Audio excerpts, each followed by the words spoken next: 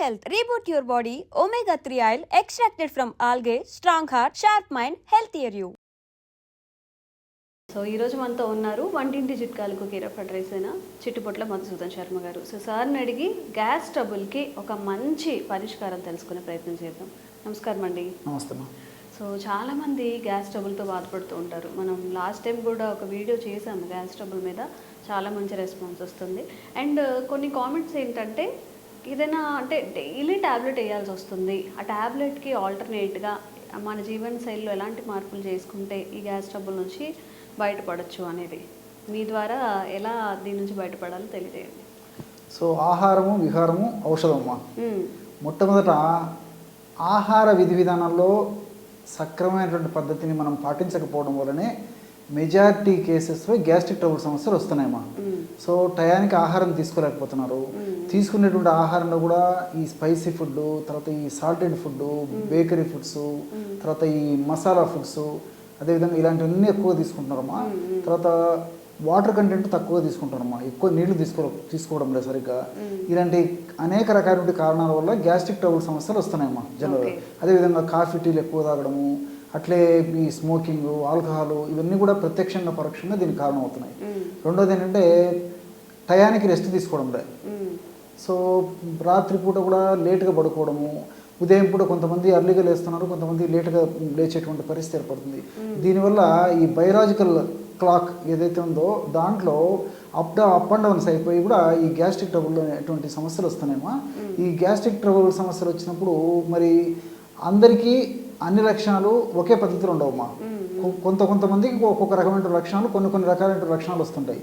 కొంతమందికి తేర్పులు వస్తుంటాయి, కొంతమందికి గొంతులో అసౌకర్యం ఉంటుంది, కొంతమంది గొంతులో మంట ఉంటుంది, కొంతమందికి ఛాతీ భాగంలో నొప్పి, బాధ, అనీజీ, డిస్కంఫర్ట్ ఇలాంటివి ఉంటాయి. కొంతమందికి మరి కడుపులో మంట, పోటు, బాధ ఇలాంటివి కొంతమందికి ఉంటాయి. కొంతమంది కడుపు ఉబ్బరంగా ఉంటుంది.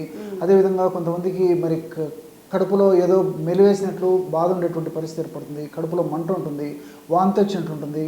ఈ పైత్య వికారం వల్ల కొంతమందికి తల తిరిగేటువంటి పరిస్థితి కూడా ఏర్పడుతుందమ్మా, గిడ్డినెస్ అనమాట. సో పరీక్షలు అన్ని నార్మల్గా ఉంటాయి కానీ మరి వీళ్ళకి గిడ్డినెస్ వస్తుంటుంది. అప్పుడు గ్యాస్ట్రిక్ ట్రబుల్ కంట్రోల్ అయిపోతే ఈ గిడ్డినెస్ తగ్గిపోతుంది. అట్లా కొంతమందికి మోషన్ ప్రాబ్లం ఉంటుంది. కొంతమందికి నంబర్ ఆఫ్ టైమ్స్ మోషన్స్ అవుతుంటాయి, అన్సాటిస్ఫాక్టరీ మోషన్స్. ఈవెన్ మోషన్స్ అయినప్పటికీ కూడా 3-4 సార్లు మోషన్స్ అయినప్పుడు కూడా లోపల ఏదో మిగిలిపోయినట్టు లోపల ఆయనకు అసంతృప్తి అయితే ఉంటుందండి.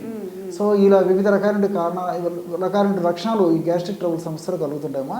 దీనికి సంబంధించి మరి విచ్చలవిడిగా విపరీతంగా ఆధునిక కృత్రిమ రసాయన ఔషధాలు, ఏదో ఒక పరిగడుపున ఒక మాత్ర వేసుకుంటే సరిపోతుంది కదా, 2 చెంచాల లిక్విడ్ ఏదో తాగితే సరిపోతుంది కదా ఉద్దేశంతోనే చాలామంది ఉంటారు. కానీ మరి వైద్యుల పర్యవేక్షణ లేకుండా దీర్ఘకాలం పాటు ఆ యొక్క ఔషధాలను వాడుకోవడము క్షేమదాయకం కాదు, ఆరోగ్యదాయకం కాదు, ఆమదాయకం అంతకన్నా కదమ్మా.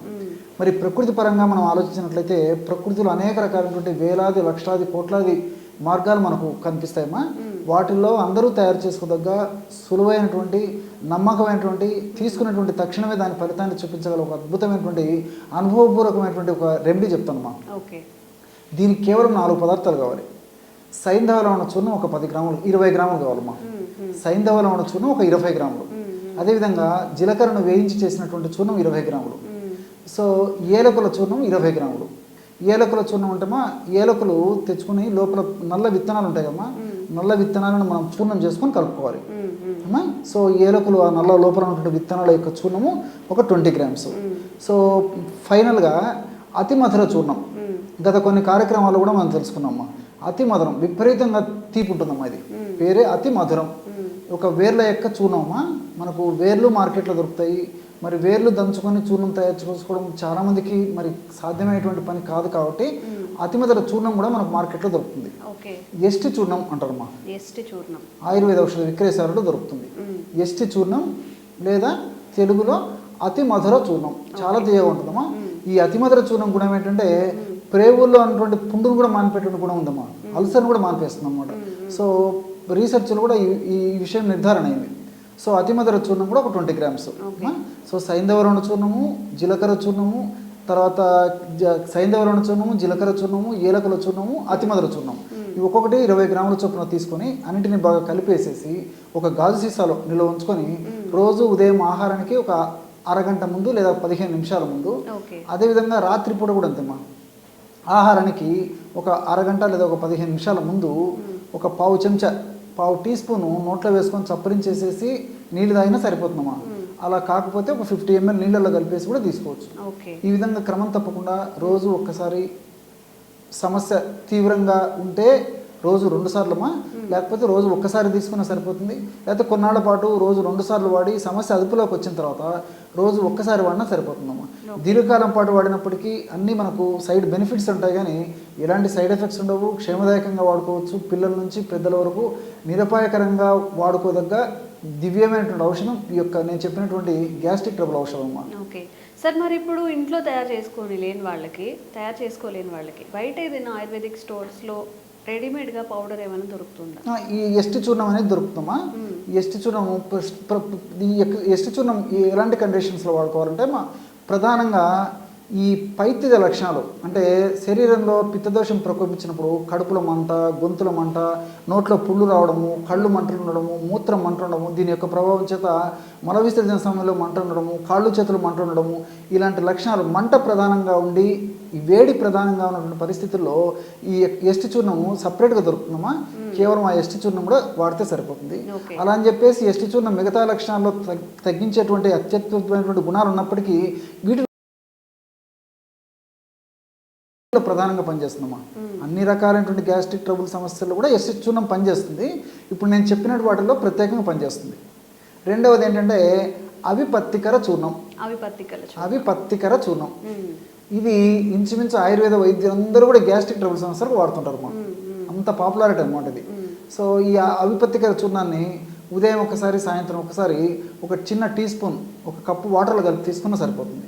అట్లే ఎస్టి చూర్ణాన్ని కూడా అట్లే వాడుకోవాలమ్మా. ఉదయం ఒకసారి, సాయంత్రం ఒకసారి 1/2 టీ స్పూన్ నుంచి 1 టీ స్పూన్ వరకు ఎస్టి చూర్ణం అయితే, ఈ యొక్క అవిపత్తికర చూర్ణం మాత్రం 1 టీ స్పూను ఉదయం సాయంత్రం తీసుకోవాలి. ఈ విధంగా రోజు 2 సార్లు ఎస్టి చూర్ణమైన వాడుకోవచ్చు. లేకపోతే అనేక లక్షణాలు ఉన్నటువంటి గ్యాస్ట్రిక్ ట్రబుల్ ఉన్నటువంటి వాళ్ళైతే నేను చెప్పినట్లు ఈ అవిపత్తికర చూర్ణం వాడుకున్నా సరిపోతుంది. మరి ఈ చూర్ణాలు వాడుకోలేము, మాకు ఇవన్నీ కష్టం అండి, తీసుకోవడం కష్టము, వాసన ఉంటాయి, నోట్లో వేసుకుంటే రుచి ఏదో ఇబ్బంది ఉంటుంది అనేటువంటి వాళ్ళు కొంతమంది ఉంటారు అమ్మా. లోకో భిన్న రుచి అని చెప్పేసి లోకంలో రకరకాలైనటువంటి వ్యక్తులు ఉంటారు. కాబట్టి మరి ఇంగ్లీష్ మందుల వల్లగా వేసుకోవాలి, నీళ్ళు తాగితే నా కడుపులోకి పోవాలి, నా సమస్య తగ్గాలనుకునే వాళ్ళు కొంతమంది ఉంటారు అమ్మా. అలాంటి వాళ్ళు కావాలంటే శంకులు ఉన్నాయి కదమ్మా, కాంచ్, ఆ శంకుతో తయారు చేసినట్టు, భస్మంతో తయారు చేసినట్టు కొన్ని రకాలైనటువంటి ఔషధాలు కలిపి తయారు చేసినటువంటి శంఖవటి అని చెప్పేసి మాత్రలు దొరుకుతాయమ్మా. సో ఆ శంఖవటి అనేటువంటి మాత్రలని సమస్య కొద్దిగా ఉంటే రోజు 2 సార్లు, ఉదయం ఒకసారి, రాత్రి ఒకసారి, ఒక మాత్ర మింగేసి ఒక 100 లేదా 200 మిల్లీలీటర్ల పల్చటి తాజా మజ్జిగ తీసుకోవడం వల్ల చాలా అద్భుతమైన ఫలితాలు కలుగుతాయమ్మా.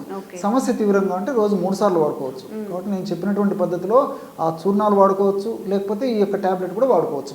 ఓకే, సో చాలా క్లుప్తంగా ఇంట్లో తయారు చేసుకునేవి, బయట దొరికేవి, టాబ్లెట్ రూపంలో వేసుకునేవి కూడా వివరించారు. కాబట్టి ఎవరికైనా గ్యాస్ట్రిక్ సమస్యలు ఉన్నప్పుడు తప్పకుండా వీటన్నిటిని ట్రై చేసి మీరు ఆ గ్యాస్ ట్రబుల్ నుంచి బయటపడవచ్చు. థ్యాంక్ యూ అండి. నమస్తే.